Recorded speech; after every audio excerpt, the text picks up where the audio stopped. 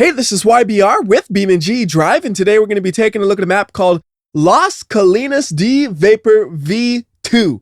Pretty strange name for a map, so there's only one place we could start at, so let's get going. And before we do anything, let's go ahead and change vehicles. We're going to go with a faster version of the Barstow, so the Night Snake should be a nice fun drive around here.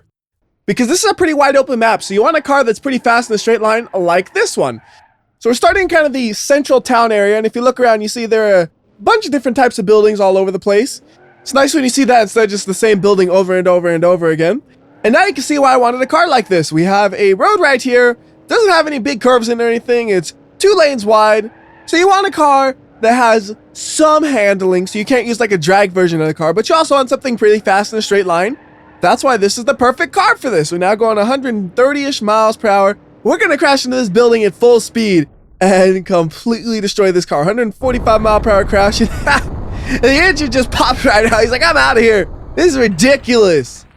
And we pretty much crashed that thing all the way to the very rear of the vehicle. There is not much left after that crash because that thing doesn't have a roll cage or anything. And there's even the gear shifter just sitting there. That looks funny. So we'll bring this thing back to the road. And now we're going to head towards the tunnel. It's a little bit of a drive away, but we'll be going fast enough where we'll be able to get there in no time at all, as long as I can remain in control of my car. I was sliding a little bit more than I wanted to, and I'm still sliding a little bit. Mainly because I'm flooring it when I probably should actually be using a little bit of throttle control. But once we get 4th gear, it's hard to spin the wheels even when you floor it. So there we go. We are now in control of the vehicle, and we're up to 130 miles per hour. And I think we're going to top out at around 150 or 160 because this thing does not have a 6th gear. Then we can also grab under this bridge right here on the way to the tunnel. We should be able to make out the tunnel any moment now. There it is. You can just barely see the entrance there as I'm doing this beautiful slide accidentally. So I got all this speed, I gotta make use of it. Let's go ahead and try to climb the wall right there and see what happens to the car. So here we go. Whoop, whoop, okay. Well, it climbed the wall, except it kind of flew in the air and then just wrecked itself up. Lots of damage to that. We'll just freshen it up and then drive back down to the road. And yeah, I could have teleported it down to the road, but I have no problem driving it here. It's worth noting that all of the terrain here is basically normal terrain. Like you see, I am leaving skid marks on dirt, which doesn't usually happen, but the way the game is set up on this one, everything is basically just paved roads in terms of grip. So there's the tunnel, and I like the way it looks. It has like graffiti on the side out here. It has a name. It's called Hutchinson Tunnel. And then you go inside, you got a little bit more graffiti, and the lighting on this is just barely lit enough for it to like be legal. But it's so dark, I feel like I gotta turn on my headlights to actually just drive through it. And even then, it still feels dark. Like, it's like, yeah, the headlights are on. My headlights just don't light it up that much. So now we're through the tunnel. We're going to go ahead and try to go fast. And we're doing it again. I'm floored instead of using the throttle control that I've learned from years of racing games. And I'm sliding all over the place right here. Come on, come on. Straighten yourself out. Straighten yourself out. All right, we're good. And yeah, I just use that whole thing like all one big section of paved road because it doesn't matter if we drive through the dirt. It doesn't slow us down. I just gotta find something to crash into. I see some windmills out in the distance. Those look very, very promising. So let's go ahead and smash into this. We're gonna use a lot of slow-mo right here so we can really see the crash. Nice angle to it. Is it gonna do something interesting with the crash? It's just gonna flatten. Looks like it's just gonna flatten itself. It kind of straightened itself out because we hit so hard. Got wheels flying all over the place, and once again, we have removed the engine. This is WhyBeAre's engine removal services. I will remove the engine out of any car in a matter of minutes. That's amazing. I think that one's even worse than before. So we'll go ahead and bring this thing all the way back to the road. Well, that's a little bit farther back than I expected, but we could work with it. So let's swap this out for something faster. We're going to go Hirochi SBR4 all-wheel drive, twin-turbo stage 2 dual-clutch transmission, and it's in that nice bright blue color. And I like to imagine that's kind of the iconic color for this vehicle, much like a red Ferrari is very iconic. Same thing for this car, although it's not exactly the same because Ferrari only makes really fancy cars. Hirochi, they also make much more normal cars, like the Sunburst is really just a normal economy car, although it does have a fancy version, much like the Civic has the Type R equivalent. And that's my exit. There we go. And this exit is filthy. Somebody needs to clean this thing up. There are like weeds growing in the road and stuff. I'm driving a nice sports car over here and going through dirt and getting it all filthy. How embarrassing. Oh, I'm trying to go through this corner. I don't like it. I don't like it. I don't like it. I can't steer. I gotta turn electronic stability control down a little bit. It's on like the very safe mode for people who don't know how to drive at all. I like sport mode. It lets you slide around a little bit. So like right here, we can just kind of do a little bit of a, oh, that's overshooting it. It's overshooting it. Don't care. Sport mode. It's a lot more fun like that though, wasn't it? Yeah, I overshot it, but I had fun overshooting it. And now I'm looking What do I want to crash into here? We could crash into one of the poles, maybe. You know what might be fun is just barely clipping them. So we're going to try to just like take my mirror off right here. Oh, or we take a tire off. Okay. Let's try to do that one more time. And we did it again. All right, one more time. 3 times. Nope, not that time. We have parts flying everywhere. But you do see this car handled the crash better than the Barstow because it's a lot more modern and safe. So we'll bring this thing back a bit and keep driving it for a little bit longer. Just got to go around the poles now. We're going to be going a lot slower, which makes it easier to see what's at our destination. This is kind of an interesting place. It's all mysterious because there's a sign right here, and you think, oh, the sign's going to tell you what it is. The sign is blank. There's nothing at all on that sign. And oh, I almost did it. I almost took me off that time. I think that was worse than losing the tire in terms of overall damage to the vehicle, but it can still drive probably. But we also have all these just ruins over here in a parking lot. Like, there was something about these ruins that was really interesting at one time. But now, nobody remembers what was here originally. It's just some structures left behind, which we could probably try driving through. That might be fun to do. You know, like sneak on in through here.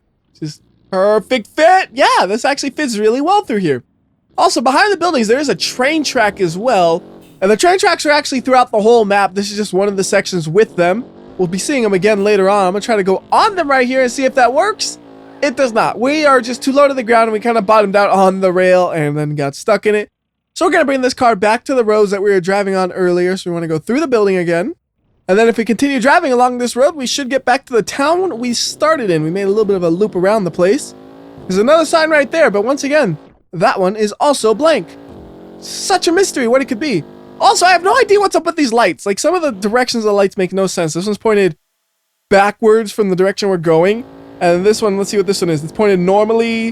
What is this one? That one's pointed normally. This one is normal. I don't know, just sometimes you see a light and it's like, why is it pointed that way? That doesn't make any sense. All the ones from now on, oh, they look okay. All right, 150 miles per hour. Let's have a big one. This is gonna probably just make this thing bounce off of it. The collision, the wheels are just by. All right, we're gonna bounce backwards a little bit, right? Yeah, we're gonna bounce backwards a little bit. That's about a building's length of bounce. It's not bad. Speedometer's still reading 170 miles per hour. No way. We can still accelerate the wheels somehow? That is mighty impressive. We gotta put this thing up on its wheels and see if anything happens. Come here, you. Get up, and then drive. It can't actually do anything. But what if it could move? That would have been amazing, wouldn't it? Oh well, let's go ahead and reset this thing. I don't want it in the crash zone. That seems far enough away from the crash zone, so let's go ahead and grab the Border Patrol version of the D-Series, because this seems like the place where it could have a border that needs patrolling, so that's what we're gonna do. Well, first, let me take a look at some of these buildings. Like, some of these I swear I recognize, but that one, I don't know where it's from, and it just has a cool design. It might be from a stock map, and I never realized it. It just has a nice look to it. And some of these, it's like, I've seen these before, but I can't place where. It's really weird. Maybe they're just not used frequently. Anyways, I think we should beat this thing up a little bit. How about we just tap the pole?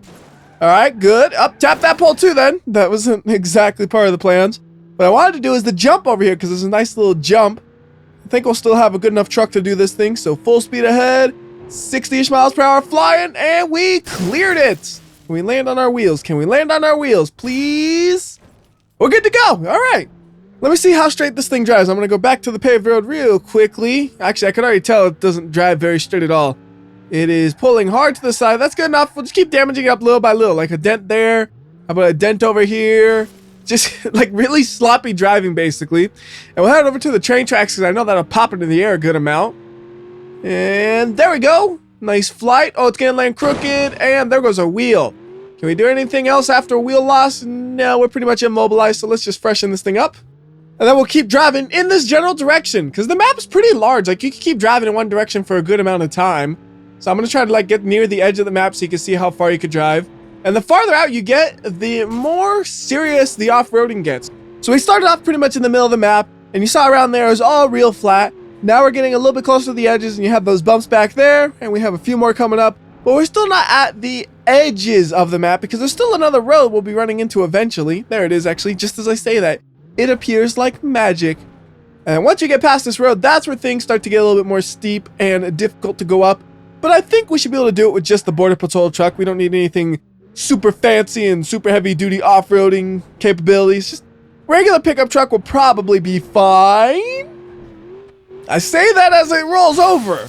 Like, I had a really bad feeling right there as I said fine. You could tell. It's like I didn't have confidence in my words. So we're going to try to climb this mountain, and from the top of that, we can see the edge of the map. So if we can get up to the top, that'll be the end of the video. If not, we'll have to find another way up. This looks pretty promising, though. It looks nice and easy to go up. I just hope the truck fits. If it tightens up too much at the top, then we'll just get squished in between rocks, which won't work out too well. I see a good path. All right. Oh, it is tightening up, though. It is getting tight. Come on. Squeeze through. Squeeze through. Yes. Keep going. All right. So now we're at the top, and you can see the edge of the map is right there. So there's really not much else on the other side. Just kind of like the rock cliffs to nothingness. So that'll do it for this video. Till next time, this has been WhyBeAre. I'll let you see this truck crash, and bye-bye.